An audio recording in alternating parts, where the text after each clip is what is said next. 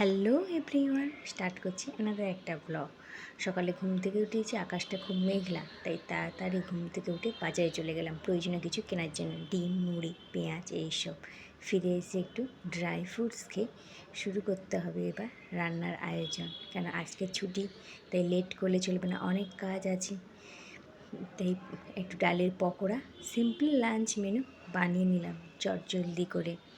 ডালের পকোড়া, আলু ভাজা, টক দই, লেবু, স্যালাড এইসব খেয়ে লাঞ্চটা সেরে নিলাম। লাঞ্চ করতে করতে অনেকটা লেটও হয়ে গেছিলো, তাই বিকেল হলেই ইচ্ছে করে ছুটির দিন মানে কিছু একটু স্ন্যাক্স খাওয়ার জন্য, তাই এই চিপসটা বের করে জলদি খেতে শুরু করে দিলাম।